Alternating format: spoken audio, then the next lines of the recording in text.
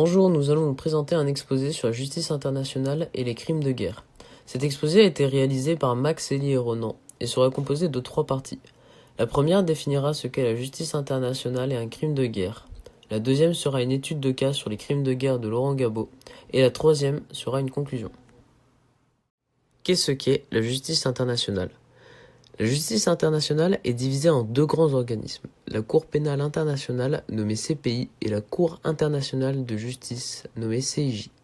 La Cour internationale de justice a comme but de régler les différends juridiques entre les États. Elle ne peut néanmoins pas trancher un différend entre 2 individus et donne des avis sur des questions que des organismes internationaux lui posent. Elle a son siège à La Haye, aux Pays-Bas. La CIJ a été créée en 1945 suite au grand conflit durant le XXe siècle. Elle est composée de 15 juges élus pour 9 ans. Seuls les États membres de l'ONU peuvent s'adresser à la CIJ. Les différends que règle la CIJ sont nombreux. Activités frontalières, délimitation des frontières terrestres et maritimes, relations diplomatiques, incidents aériens. Si les États ayant demandé de l'aide à la CIJ ne respectent pas l'arrêt prononcé par le Conseil de sécurité de l'ONU, celui-ci peut prendre des mesures telles que des médiations, envoyer des enquêteurs sur place, mettre en place des embargos économiques pour que l'État en cause respecte l'arrêt, mais toujours dans l'idée d'attaquer les hommes politiques et non les populations. La Cour pénale internationale, créée par le Statut de Rome, qui est un traité adopté le 17 juillet 1998 par 120 pays. La CPI n'existe en tant que telle que depuis juillet 2002. C'est à cette date que le Statut de Rome est entré en vigueur. Donc la CPI est un organisme très jeune. Comme la CIJ, son siège se situe à La Haye.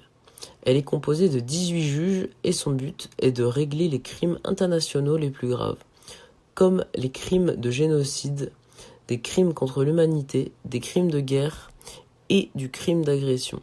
Si l'accusé est déclaré coupable de l'un de ces crimes, la CPI peut alors prononcer des peines d'emprisonnement et des amendes. Les victimes des crimes ont droit à réparation. Qu'est-ce qu'un crime de guerre ? La notion de crime de guerre ne concerne que les militaires ou les autorités qui les commandent dans le cadre d'une guerre, qui s'en prennent volontairement à des objectifs, aussi bien humains que matériels, non militaires. Un objectif non militaire comprend les civils, les prisonniers de guerre et les blessés. Le tribunal de Nuremberg a défini le terme de crime de guerre en 1945 lorsqu'il fut chargé de juger les criminels nazis. Nous avons donc choisi de vous présenter le procès de Laurent Gbagbo devant le CPI. Après la crise électorale de 2011, la commission électorale reconnaît Alassane Ouattara comme le nouveau président.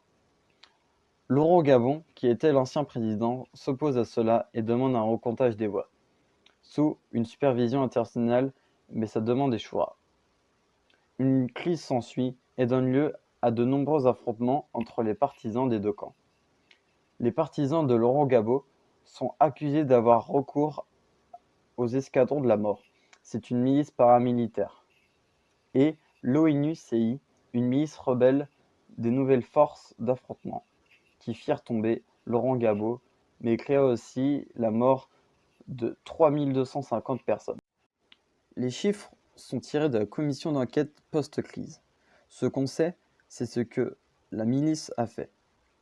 Ces faits ont été considérés comme des crimes dont certains pourraient s'apparenter à des crimes contre l'humanité, donc des crimes de guerre.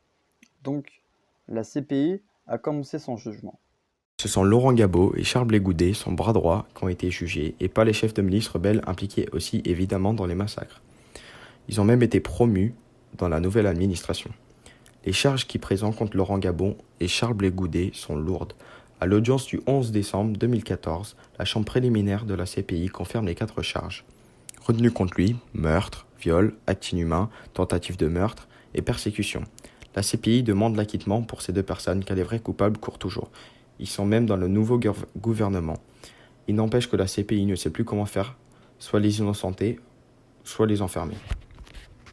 Conclusion.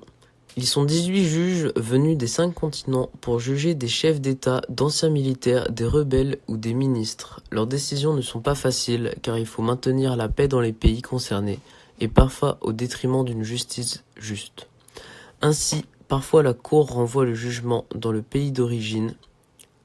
Exemple en Libye où les nouveaux dirigeants jugent leurs criminels de guerre. Mais parfois, c'est la bureaucratie qui empêche le dénouement et laisse des affaires traîner.